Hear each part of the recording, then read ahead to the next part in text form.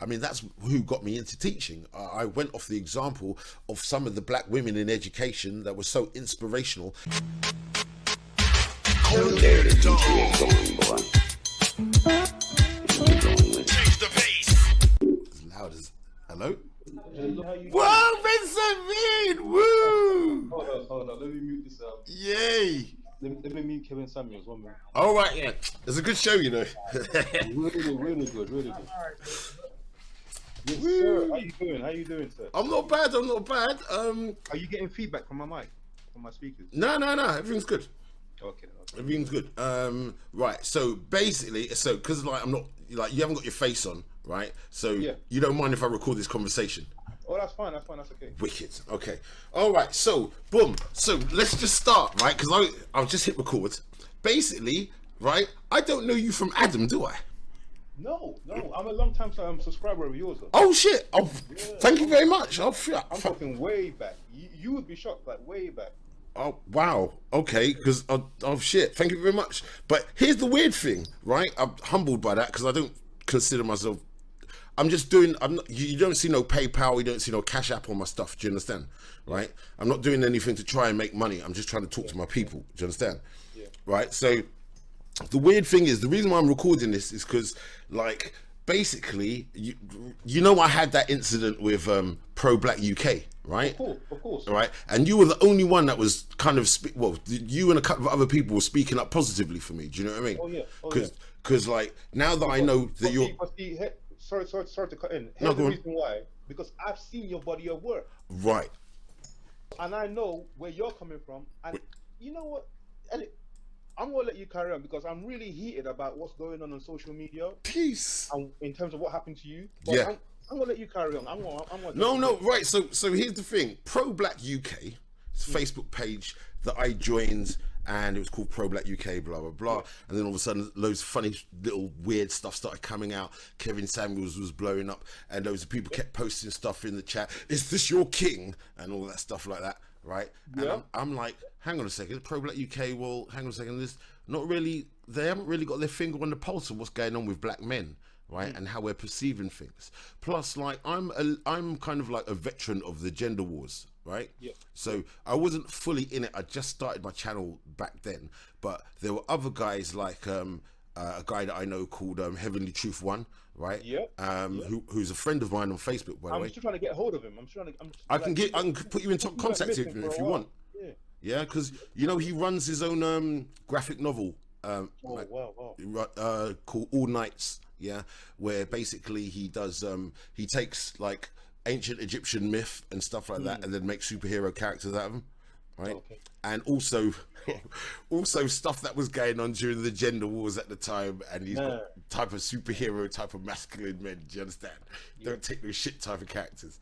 So like he's got quite a good like, so Heavenly Truth One, right, is like, you know, he's in business and everything, but so we were here like 10 years ago.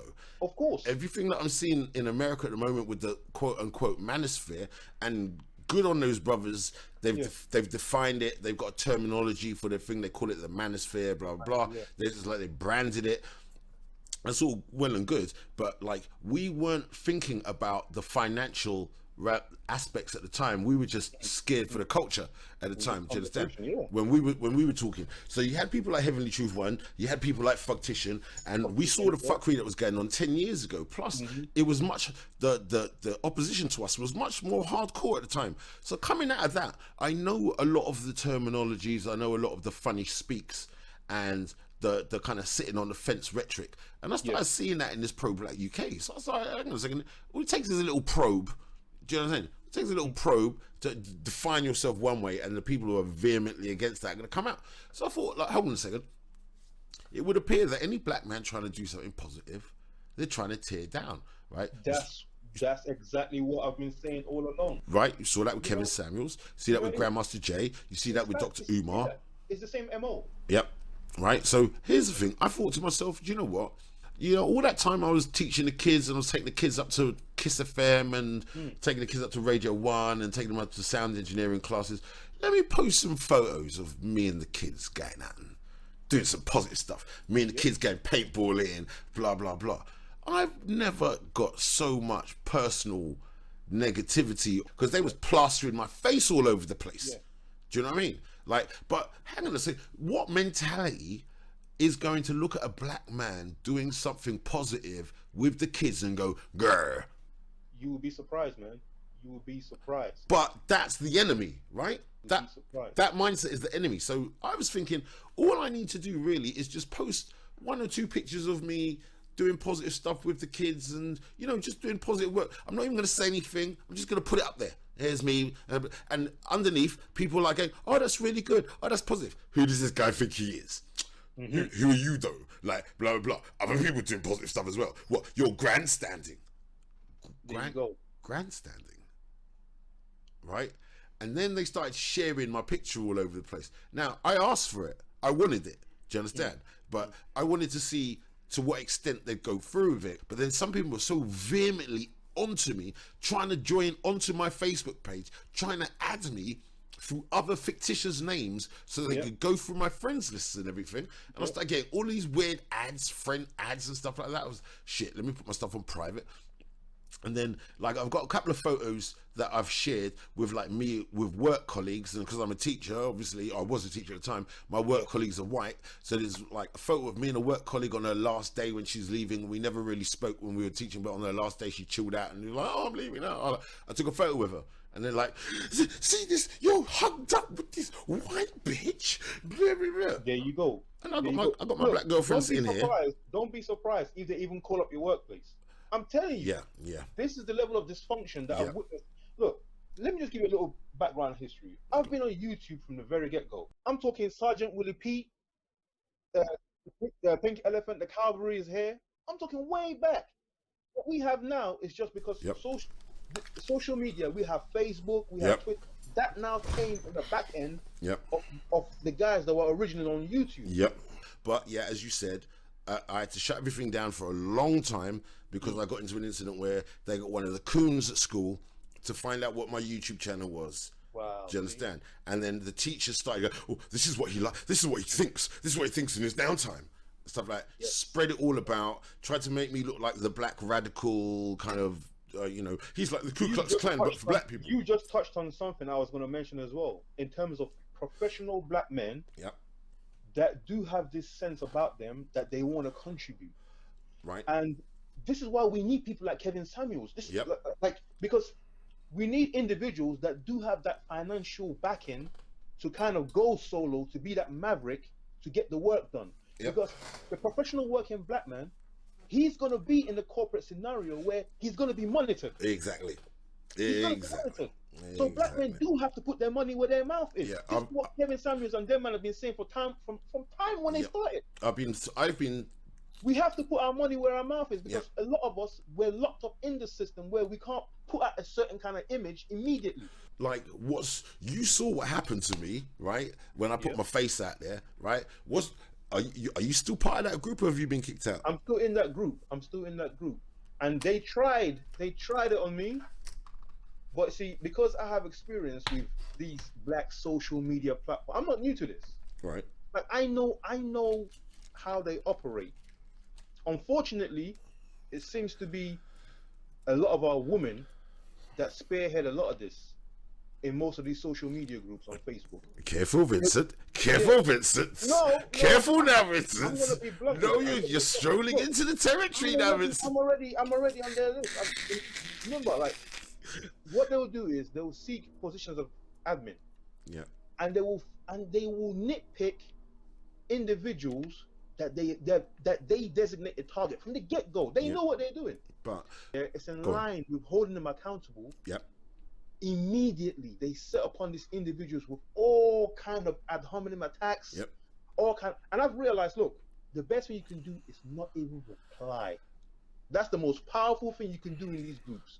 Act like they're not even tagging you in their post, because you want everybody else to get the benefit, because there's decent black people, and that's how I know you. I know you from that group. Do you know what I mean? The minute you engage them, they got you. The minute you engage them, they got you. Oh, you hate black women. all you do is white women. Oh, this, that, this, that, this, that, and they got you in a whirlwind of confusion, and that's where they want you. Because then, once they have you in that conversation, they can now bring up trumped-up accusations to have you removed from the group. This is what these black women do in multiple Facebook. I'm not new to this. Yeah. In various Facebook groups that were so positive to begin with. Yep. Where brothers were doing constructive work, Yep. you will have one brother that's an admin. He starts crowning many other black women. They become admins. All of a sudden, black men in the group can't say nothing to criticize the community in terms of what black women are doing. Nothing whatsoever. Yep. You get shut down immediately. So Um, now you got a lot of black groups that are absolutely useless as far as black men are concerned. yep. Absolutely useless. Yep.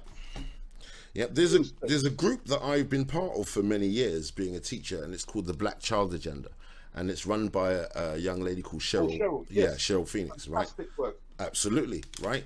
Half of the admin have migrated over into that group, right? Yep. Cheryl's been complaining about getting bans, right? Yep. I made a comment. The last comment I made was in her group, and that got me a 30-day ban. And Look, you know what's happening with her group, right? Go on. She has been facing the same pressure. I call them the sisterhood of failure. Right. My term, but Right. I love that term. Okay. They have been barraging her non-stop to block certain black men. And I have to give her a big shout out to the sister because Shout out to Cheryl Phoenix. Oh, big shout out to Cheryl She through Phoenix. it. Yeah. She sees through it. She sees through the feminist agenda. Good. She sees through the leftist LGBT agenda. A lot of them are in the group. Yep, they are. And they're very patient. They are very patient. They don't care how long they have to wait. They're gonna try and manipulate things to their way eventually. They're very patient people. Yeah. And she has stood her ground. She's like, okay, you lot are accusing Vincent of this and that. Okay, let me see what it's actually done. So she's taking her time to go through the comments, and she's seen that, oh, hang on, you lot are full of shit. Wow. Good. You lot are full of shit. He has a right to bring up this because I'm very balanced. I will talk about where we as black men are failing. I'll talk about where the sisters are failing. But the minute you mention them, how dare you? Yeah, but the conversations about where black men are falling short, they've been had for the longest. For the longest. It's not like that conversation you had. Yeah. Like, we grew up in London. We know what's up. Like, I'm an 80s baby. I'm a 70s. I know what it's like to come back from school and there's nothing on TV but niggas ain't shit. Yeah. I know what it's like from your Ricky Lake. Yeah, see, I made that point in the group. To your Jerry Springer. Yeah. It was like, after school, it was nothing but niggas ain't shit on TV. Yep. Sally Jesse Raphael. All of them. So we've seen that conversation had where black men didn't even have like a deep platform to kind of rebuttal these accusations. Yep. So here comes social media now. Yep. Black men actually trying to create something of themselves where Yep. they can actually like put up a response to all this criticism. I'm talking decades, bro. Yep. Decades. Yep. And they're up in arms like, who are you? How dare you? How dare you? Yep. Remember, just a few years ago, they launched a campaign to black out all black men, the so-called manosphere, on YouTube. Remember that campaign? They had a hit list of all the black male YouTubers on their list. Like, oh my God. Wow. They put out a hit list to mass flag the channels of black men. Right. That's why that might. You remember that? Yes. A lot of black men happened had to me. leave. Yep. They had to leave YouTube and go to Vimeo and other streaming sites for a couple of months. Yep. Because there was a mass flagging campaign on YouTube by black women. Yep. Yeah, people seem to forget all of this stuff went down. They forget. Yeah, people forget all of this stuff went down. I remember what they done. Yeah. I remember when Crystal Harrison came through. Oh, that no. Look, she was in a live stream with thousands of black women. She was streaming with another woman called Brooklyn Blue. Right. They were doing a live stream. She took down the video, but I remembered it. Yeah. I wish I captured it. She put out a decree on live stream with thousands of black women, America and the UK, listening, saying that, ladies, sisters, if you find that you're pregnant and it's a black son, kill the bastard. She said, kill the motherfucker. Like, she said it like that. Whoa. Brooklyn Blue. And she had a lot of on Crystal's platform. Yeah, they had a lot of sway as well. Yeah, they were both black women and they had a lot of sway as well. She said, if you find that you're pregnant with a black boy, kill the mother effer. In the live stream. People and forgetting. this is what we're dealing with here. Yep. This is what we're dealing with. You have the brother, T. Hassan Johnson, come out putting that great content from America. Yep.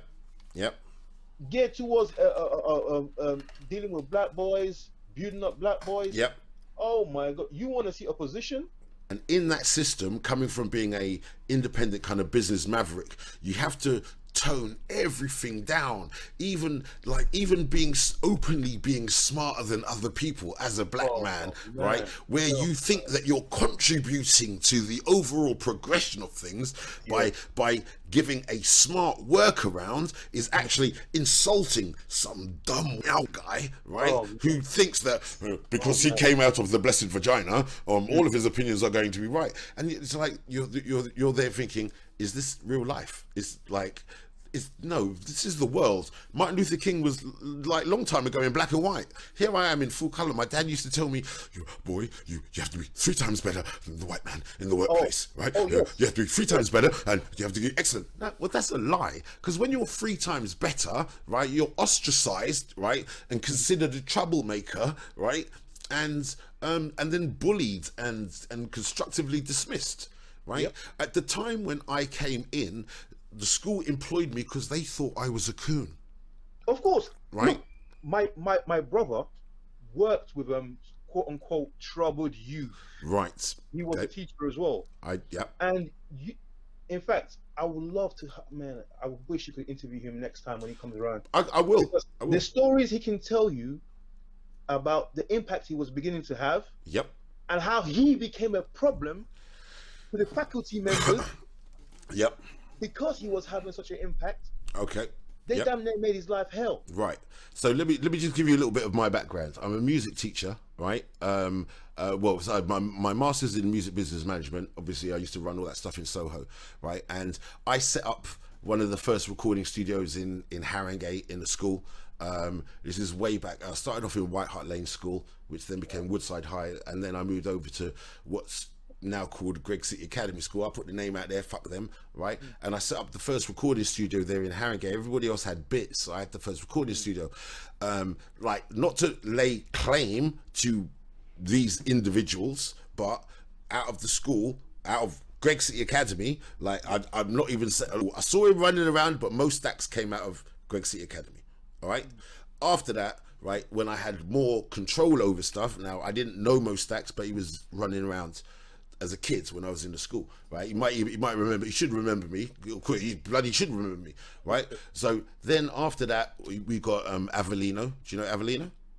No, not. All right, you should check out Avellino, a very good UK artist. And after that, we got Notes. Do you know Notes? No, are they pretty much up and coming? Like, or yeah, they're all 3 of them. I'm totally out of the loop. Like, it's all right. Check them out. They've all done major bits, right? Now, when Notes done some video, then MTV were ringing the school. So can we come in and do the thing with Notes walking around the school? Blah blah. I was like, yeah, it's gonna be bad. The school took that, right? And they were like, no. See, there's a jealousy. A black boy who they suspended is now out there making 3, 4, 5 times more money than them, right? They scuppered it. They said, no, it's going to be a security issue. Then they turned around and told MTV that I'd said no. Wow. In education. Do you know who my primary opposition was? I'll tell you who my secondary opposition was. My secondary opposition was white supremacy. That was my secondary opposition in education. Thank you. My secondary opposition in education was white supremacy. After that, it was individual racists and then the headmaster. But my primary opposition in all the time that I was teaching, to try and lose my job, to try and sully my character, to try and ruin my teaching career. Black female teachers. I tried to start a little boxing commune for young black boys. Right. Guess who the main issue were? Sticking their head out the window, making a scene, shouting at their sons. Like just outright embarrassment, man. Yeah. See, I tried to start a drone club. Drone club means that you need to learn a little bit about electronics. Means you need to know how to solder. Means, and then they tried to say that I was a security risk for the kids. The main opposition in teaching, the ones who would take the kids to the side and ask them to say lies about me, where the kids would run back to me and say, "Sir, Miss told me to say this about you." But see, the thing is, I came from White Hart Lane School, and in White Hart Lane School, the black women at White Hart Lane were beautiful black women. There was the librarian and the reprographics woman, and all they were top notch, die for their black man, beautiful black women. Right, I'm not going to say that those aren't out there. Right, they were 100% there. They had my back, everything. Right. Oh, there were one or two black female teachers there at White Hart Lane, which were, I mean, that's who got me into teaching. I went off the example of some of the black women in education that were so inspirational. When I first started working in a school, I was there as the receptionist, right? Because I went down to read employment, right, and I managed to get a job. And I started off as a receptionist. That's before I decided to, go and work in the school properly. And it was the black females in that school that inspired me to go into teaching properly. Initially, it was a conversation I had with Bernie Grant when I was a very small child. But the ones who inspired me to go into teaching were the black teachers. We had a really small period of time at White Hart Lane School where the black teachers at that school were 100% like from the heart. Do you understand? Right? Yeah. Then I left there, right, where I left, I could even say some names. Miss Amani Pennant, beautiful teacher, beautiful black woman PE teacher. Miss Ford, who's now a head mistress, beautiful, intelligent black woman mixed race teacher. Oh, Miss Adele Stedman Lynch, maths teacher, beautiful, intelligent, like inspirational teacher, made me want to go off and be a teacher. Yeah. I went from those women over to another school where it was like it was like a seesaw. It was like 100% to no soul. Yeah. Wow. No soul, vacuous, everything Tommy Sotomayor spoke about, but you know, let's go down to the Tommy Sotomayor level. Yeah. But in a position of authority. Yeah. Yeah. Yeah, absolutely. So, boy, yeah, as I said, the main opposition in teaching, the ones who've tried to like lock themselves in rooms with me and initiate circumstances to then run away and oh, he been blah blah. But I had a kid standing over there watching. Right? Do you know how many, like, from the moment I walked in, how many white teachers, or rather white teachers, would point black women my way to try and scupper me, right, and scupper my school trips, my influence on the black boys. I was getting the black boys to be decent. Right? Of course. I was getting the black boys to be decent. None of this running around grabbing girls' asses and all that stuff like that. Do you know what I mean? Running around going pinch, pinch, pinch, pinch, like all that stuff you might have got away with back in the day. And now they're trying to grip black boys up and go, "You sexually assaulted her, and we're going to give you a criminal record forever." I've got to take these boys to the side and say, "Look, yeah, fine. You have your little flirty little play, but you have to understand they're going to see that as criminal behavior. You can't roll." So because I had that level of influence, and I have the boys walking a little bit straighter. A mum just rang me 2 days ago to thank me for her son. Taylor's mum just rang me the other day because her son just graduated with a first, right, from uni, and they tried to kick the boy out of school and criminalize him for stink bombs. Right, there's the next boy I know called Tito, who graduated from Florida Tiffin University on a football scholarship because he was a really good footballer. Because he didn't play football for the school in the last years of sixth form, because I got him to focus on his BTEC, right? Yep. And the school didn't win something where he was instrumental, right? They tried to criminalize him for theft on the last day of school, right? They tried. T.O. Kubal. T.O., if you see this, come in the chat and tell me that I'm telling a lie, right? One of the black girls from school stole a jacket of the drama teacher's leather jacket, right? And then they tried to say that Tito did it to give to his girlfriend. They had the school policeman in there. I'm like, this don't smell right. This is the last day. I've just worked that boy like a government mule, yeah, for 3 days to pass this thing. And you're telling me that on the last day after I've spoken to this boy like a piece of shit, and he's taken it, yeah, he's gonna turn around and then steal something. Shut up. You're chatting rubbish. Hey, well, maybe your influence might not be as assertive as you think it was. That's what they said to me. 2 twos now, right? I said, like, oh, hang on, hold on. I'm the only while they've got the policeman in the school and everything. I've said, hold on. There's a security camera on that door. The jacket was in that room. Let's go to the security. Oh no, you can't. You're not telling me I'm not allowed. Yeah, I am. I work in that department. I'm allowed to go through the security cameras, but they told me I wasn't. So I ran off to the caretaker. Went through the security cameras. 2 twos now. I see the girl go in and walk out with the jacket. And when the boy walked round the corner, the thing that he had in his hand was his bum bag, which wasn't even leather, right? But I said, oh look, there it is. I said, it's not shiny. This is a very good resolution. Leather would be shiny. That's obviously some sort of matte material, right? Oh no, that's the jacket. And they were fucking wrong. They were wrong, right? Now, after I exposed that it was the girl, I even knew which girl it was. Dutty, weave-wearing, little idiot, trampy girl. And well, she's an adult now, so I can call her that, right? So when I exposed, look, it's the girl that did it. It wasn't Tito. Do you know what they did? Nothing. And they just left it and went, oh, okay, move on with their day. They didn't even go to try and catch the girl. Man. Because they had such a hard on to ruin Tito. They had such a hard on to ruin this black boy because they could see the shine on him. Like Tito was like he was like a diamond in the rough. Just need a little bit cleaning off. They can see it, man. They can see it. They can see it. When the guy hits 22, 23, he's gonna be dangerous to the girl. Yeah. Right? They can see it. And all they want to do is saddle him with a little criminality. And they've done that too. Okay, I'm gonna name drop, right?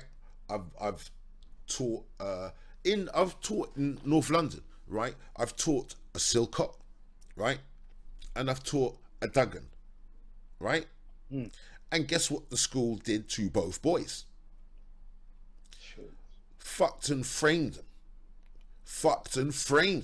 Why? Because they knew who they were. Because there were other kids at that school who had surnames which came from which I'm not even going to say now, but because they got kids in the school as well. There are other surnames that came from like incidents where black people have fought back, right? Yeah. And there are certain decent names that are out there, which if the school knew who those names were, they would ruin the child.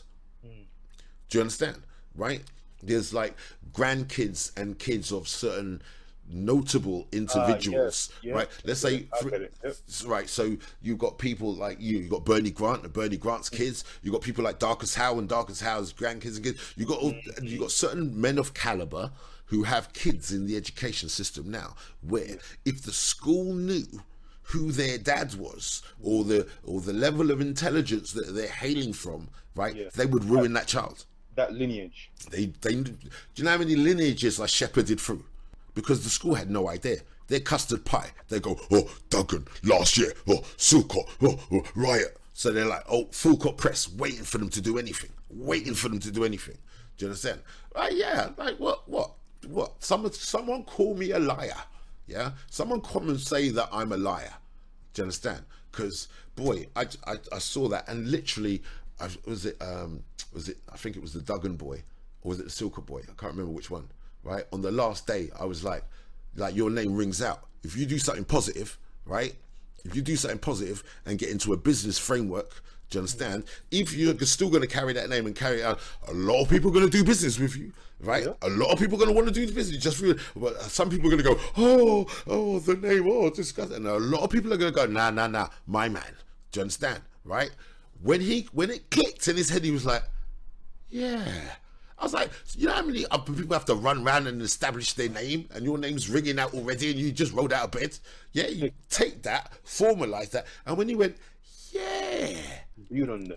And then like started moving different, the school kicked him out. Wow. The moment he was like, Yeah, because I can. If I pass this, there's only a few more months. If I pass this, started working. All of a sudden, they walk in and they see him down on the computer. All they're hearing is, do you understand? And then they come in, they look, and they look at me. I know what's going on. I'm smiling to myself. I look down at my computer. I'm like, oh yeah, and they look at he's getting on with his work, and this guy's sitting next to him. Who always talks to? He's not talking to him. And there's the girl over there that he fancies, and he's not talking to her. No, all you're hearing is, and I'm sitting there. Yes, go on, my man. Go on, my brethren. Right? I'm sitting there going, go on, my brethren. Right? And they're looking like, and turn around and just walk out. I'm like, okay, I read all of that. I read all of that interaction. Do you understand? Right? Yeah. This is what's going down now. Right now. Don't even let me get you started on B&B hunters, the pedophile hunting gang, who've already caught one kid from the same school who was underneath the pedophile teachers them. Oh my gosh. Like, shit's gonna blow, right? There's so many other kids who know shit that when they're 18 now, they think they're onto a winner at the moment because they've been groomed. Do you understand? They think they're onto a winner, right? And they're doing shit they're not supposed to be doing, right? I've already blown whistles. I've blown 100 whistles. I've spoken to Lado. There's not much more I can do at this point, right? But apart from wait for certain young individuals to turn 18, because that's where we are right now in London. Do you understand? We're in education, really fucked up. They're out to get your kids. Yeah, they're out to get your kids. Wow. Do you know what I mean? So, yeah, just linking it back to Cheryl, right? Cheryl Phoenix and the Black Child Agenda, right? I'd let them know that shit in the comments, right? Not only that, there's 2 or 3 other teachers that I've worked with who are in the group. So there's a level of legitimacy, right? Yeah. That basically can't be overturned at the moment just because of the caliber of people that are in the Black Child Agenda. Do you understand? Now, you didn't have that group caliber of people in Pro-Black UK, which is a bit open. It's just a bit general, isn't it? Pro-Black UK, that's a fucking wide gamut of concerns, isn't it? But the Black Child Agenda, that's very specific. That is serious. This is why I hope Cheryl knows that, man, for her to have that mantle that she's carrying, she's stepping into some serious territory. I hope she knows it. Yeah, because I used an analogy the other day, right? Do you remember what was it, a Roadrunner and Wile E. Coyote? Right? And do you remember when Coyote would go pyong and run off the edge of a cliff, right? And carry on running, yeah? And only when he looks down, right, he goes, oh shit, and then falls. But there's a certain amount of time where he's like manufactured like ground underneath him, yeah? It's the delusion. He's got delusion, right? That's where all the schools are right now. All of them. Yeah? They've walked off a precipice and they are only afloat through their own delusion. There is no substance or framework underneath them. Right? And all it takes is someone like Cheryl Phoenix to come along and point some very obvious shit out and the whole thing fucking falls. Yep. Do you understand? Right? That head teacher in Pimlico saying the black boys need to get cut their afros because it impairs people from behind from seeing the board. That's the level of ignorance that you're dealing with people in power. But they're in power. I couldn't even believe that was even a conversation, you know. In my school, right, you had the humanities teacher tell the kids that when Europe did their illegal war and they were bombing Gaddafi in Libya, right? And I was putting pictures up on the wall saying this is an illegal war. England's not meant to be in this war, right? This is imperialism, right? And they were starting to crucify black people in Libya. When they were crucifying black people in Libya, a humanities teacher said that the Libyans don't mind the death and don't take it as badly as we would here because they see much more of it. Take it in, take it in, take it in. And that was her defining statement after a long ramble explanation. This is what the kids are getting. This is what black kids are getting. This is what they're telling the black kids. There was a counsellor that came into the school to talk to the teachers. We do this training used to do these training days. His name was Paul Dix, right? and he came in with this philosophy saying that the kids are like a tribe of monkeys, right? Wow. And there's a head monkey, and you need to get control of the head monkey to get control of the rest of the clan. He calls it the chimp paradox. Wow. And I said, are you really coming to talk to a load of young white teachers and black teachers, and you're really going to use this analogy for all of us in the black school? The chimp paradox. Oh, I see you trying to be controversial. You're trying to be controversial, right? Okay, well, here's my... And he brings out a Rasta mouse and puts it on it and goes, there's my response to you. Peace and love. There's my Rasta mouse, Bob Marley. Peace and love. That's what I say to you. Oh my God. I was like, what, mate? Sorry? And guess who was telling me to shut up? Guess who was telling me to shut up during that training day? The usual suspects. The usual suspects sat over there telling me to shut my damn mouth when I'm saying you're going to come into school and you're going to talk about certain parts of the brain that animals have. And humans are like animals. In fact, they're like chimpanzees or even gorillas, right? And we have to look at how gorillas act. And when the kids, and when a monkey goes crazy, is because it desires certain things. When a kid, one of your class is crazy, think of the monkey analogy. Wow. He got paid to come into school and do that. Wow. Greg City Academy School, North London.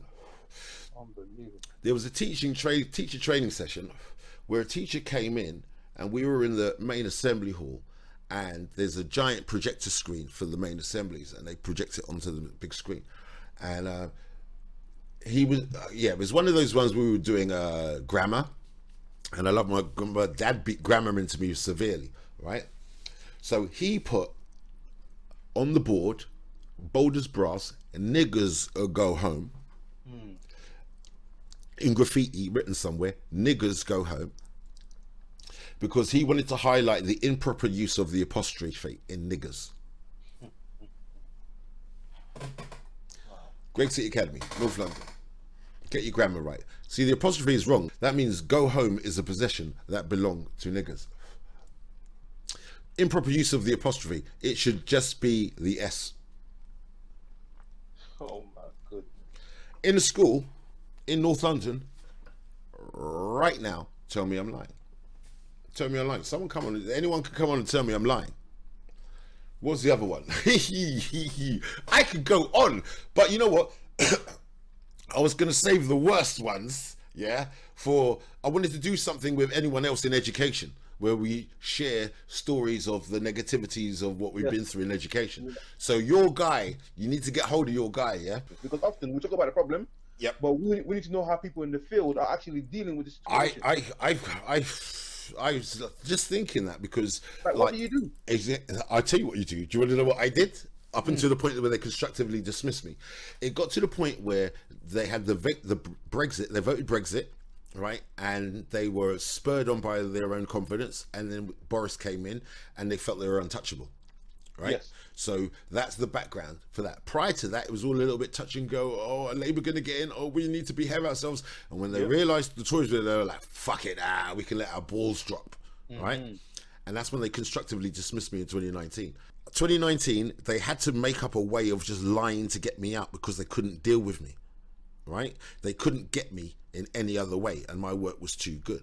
When you come into this, you're already going to be better than most of the other teachers. If you're a Caribbean with a strong parent, right, they would have told you need to be 2 or 3 times better, right? But don't rely on that. If you're going to go into a school thinking that, or if you're going to go into any professional workplace just thinking that your work rate is going to make it show for you, right? And everybody will see how valuable you are to the place on the basis of your work rate, right? No.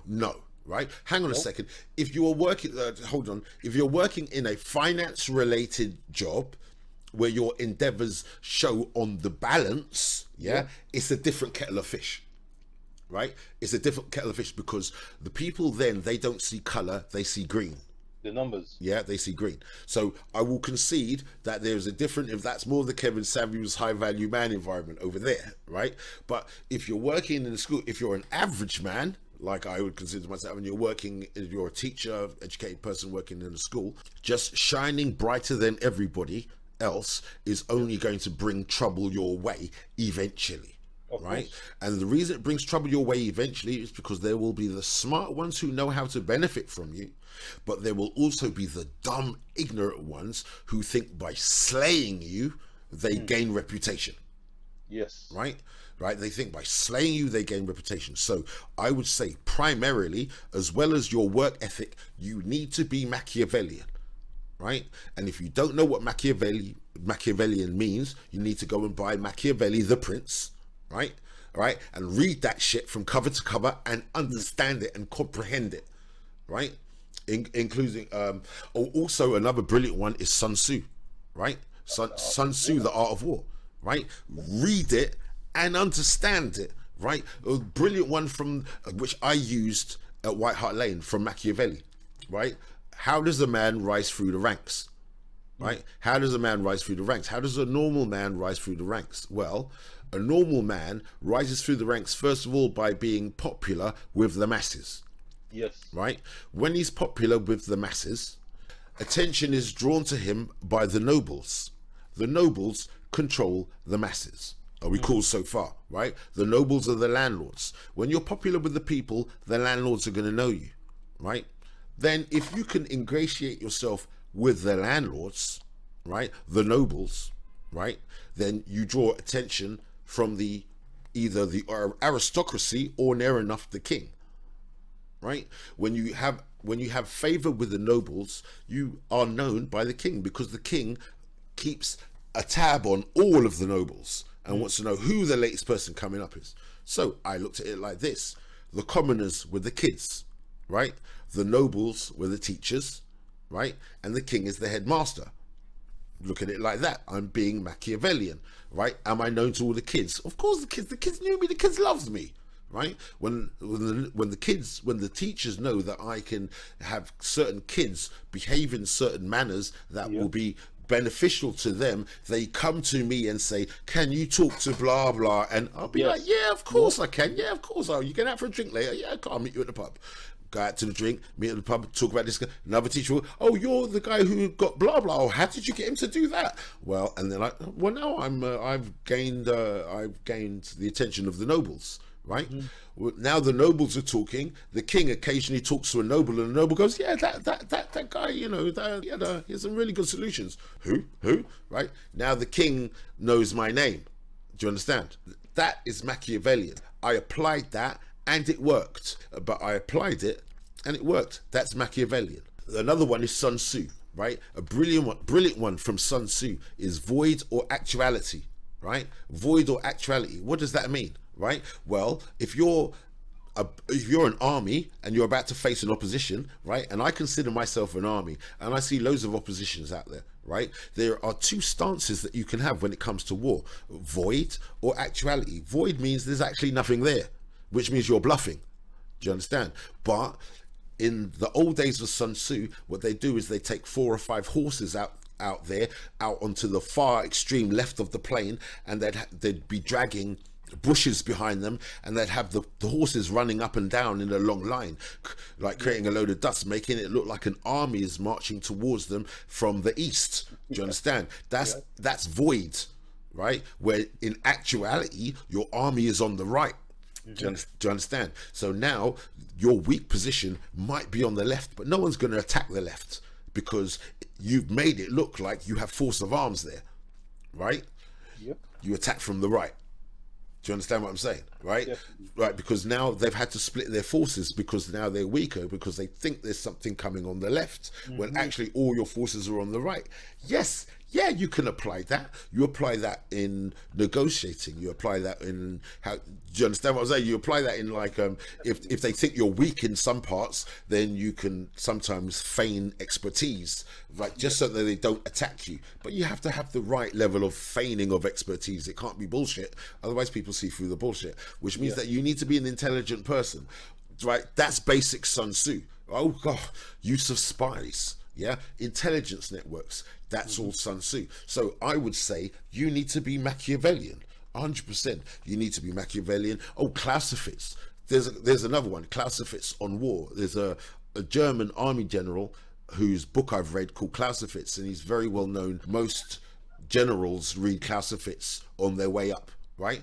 Clausewitz talked about the two main strengths in battle. There's attacking and there's defensive. Okay, so defensive is the stronger form of the two. Defense is the stronger form, but you get nowhere with defense. Attacking is the decisive form. Attacking makes and changes things. Does that make sense? Attacking changes outcomes. Defense, you can hold a position if you know you're going to fall back. As long as you're going to hold the position, you can hold it for a long time, and as long as you're not going to attack, you're going to be a stubborn stain. Towards the end of my tenure at that school, all I was doing was defending. Wow. All I was doing was defending. Do you understand? And my whole strategy was defense. I wasn't even thinking of attacking because there was way too much stuff. I thought the newspapers will get hold of some of this shit eventually at some point. How many year nines can a teacher run around and bang, right? Before it gets into the news. Yeah? Dan Bowmaker. Right? Jeez. How many sixth formers can you bang before it gets out there? Jeez. Right, so if no one's going to do anything about that, okay, I just need to defend my position. All those kids have got parents. If their kids are cool with that, and other parents heard through the grapevine, but they don't want to do anything about that, I've got to defend my position. Do you understand? I've got to defend me, right? So all I was doing was, and it was the point, but all I was doing was defending. It was just right at the end, right at the very end, I had to attack. I had to attack at the very end because I was defending keeping my job for probably 6 months longer than I should have had. And then when I found out that the school counsellor and the deputy head of child protection were still sending girls to that teacher that left the school that was banging the year 9 and the year 10 girls, when I still found that, then I had to do something. Right, and when I attacked, then I was actually weak. It was actually void. I was attacking from void. I didn't actually have any defense, really. Well, I did, apart from them, but they had to admit what they did, and they weren't going to do that. Do you understand? So that was Sun Tzu and Clausewitz and bloody Machiavelli, and I would say that sustained me for at least 7 or 8 years in the job. I was there for 20 years, but 7 or 8 years of that I was put squarely down to being Machiavellian in order to be in the environment to help the kids. There's no point being righteous to the point of war and defeat when if that means that you're going to be taken out of the environment and the kids no longer get the benefit of your tutelage. Do you understand? And you know that they're actively trying to remove you from the circumstance. But bloody hell! Oh my God! Do you know how many rapists they got? Two rapists out of that school. 2 rapists, right? One in Muswell Hill, one in Alexandra Palace. How? Someone say I'm a liar. Someone say I'm a liar. Someone say I'm a liar. So at this point, right, I'm seeing forever families out on the street doing the patrols. 100% respect to forever families out on the patrols. Someone's got to do it. Someone's got to do it. Yeah? Someone's got to do it because these people are running around scot-free. Someone's got to do it because the police ain't doing it, clearly. Yeah? So 100% respect to them, to those guys, because it has to be done, right? Because the Tories are in. The Tories and the top level perverts have underling perverts and procurers, yeah, who get the little kids to take them off to the posh people. But before they take the kids off to the posh people, don't you think that they're indulging themselves and then they're doing their own shit? Yeah, of course they are, right? That's what we're starting to see at the moment. Everyone's starting to see it. Everyone's starting to see it. It's the dirty underbelly of Tory rule, yeah? Pedophilia is their vice. I am the king and will not be. I am the king and will not.